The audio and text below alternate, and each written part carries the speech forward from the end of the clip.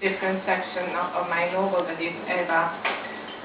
The novel is basically a crime novel, but it has a time switch. I mean, it's set in Milan in 2023 because I needed this movement through time, because I wanted to write a novel about Serbian war, and I also needed some time in between, I mean between the war and the setting, because I thought it was going to be easier.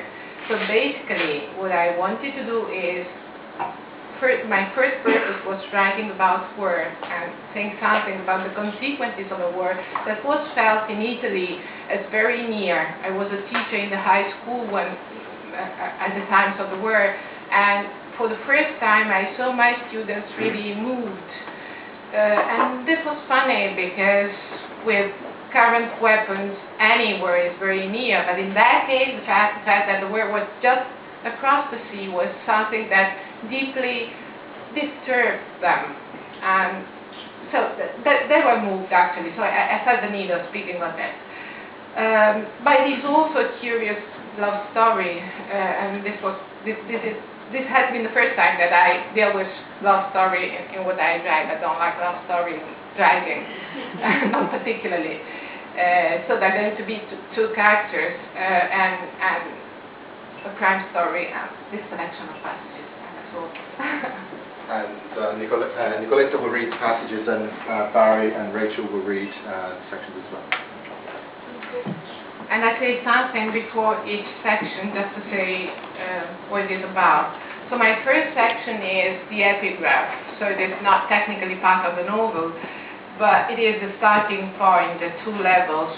First of all, because it states my basic assumptions, and it deals with parts of the body, and this idea of dealing with parts of the body is basic in the novel, because the killer in question is one that killed and then organized parts of the body as a performance, as an installation, an artistic installation.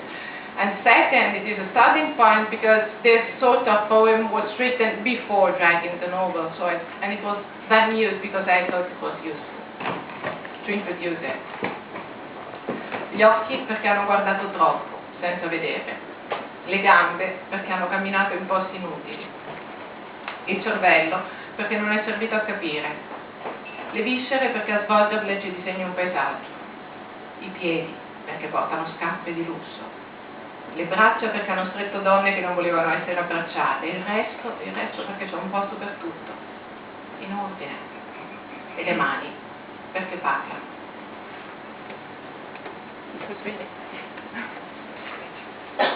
The eyes because they have watched too much without seeing. The legs because they have walked in pointless places.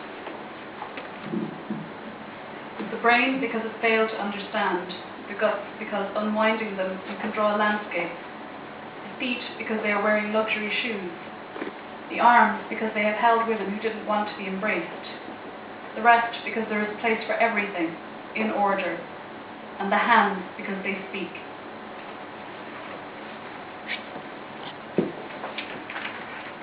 This section concerns the narrator, the main protagonist, who's called Nigredo. That's the presentation, actually, that's the first chapter. Mi chiamo Nigredo. Nigredo e basta. Con un nome così non hai bisogno di cognome.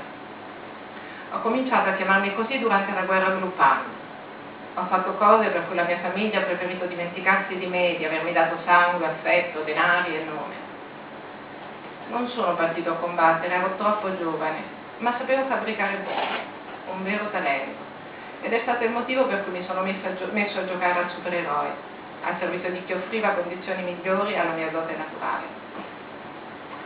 Sono anche finito in galera, ma dopo un po' hanno dovuto lasciarmi uscire, ho sempre fatto lavori puliti, sicché niente prove. Poi il tempo delle bombe è finito e io mi sono ritrovato con un solo occhio buono e tante cicatrici. Certe sere mi piace guardarmi allo specchio e immaginare che sulla mia pelle ci sia scritta una storia. C'è scritta, in effetti, un enigma da sciogliere. Non ho amici, nessuna donna, nessuna famiglia, nessuna casa. Solo un letto al carcere, una cella come tutte le altre, una cucina comune, niente soldi, un lavoro ogni tanto, appunto, con i reparti di investigazione. trovo sempre io il colpevole. Loro lo arrestano, quando io lo permetto. L'ultima volta l'ho lasciato scappare. Devo ancora capire perché. Mi chiamo Nigredo e nessuno ci crede, ma a me non interessa. Mi piace la notte, adoro l'acqua, non voglio essere toccato. Ho scoperto un gusto per latte. Sto imparando la lingua dei segni. Un giorno sarò in grado di comunicare con i sordomuti, ammesso che serva. Mi piace guardare le mani che si muovono nell'aria e disegnano parole, purché non arrivino a sfiorarmi. Ti basta questo, signora? Guardo la tristezza africana che rimane strana sotto la pioggia e lei guarda me attraverso uno schermo di vetro e acqua e non se ne va. Allora ricomincio. Mi chiamo Nigredo, lei si chiama Eva e per quanto mi sforzi di impedirlo è un pezzo della mia vita.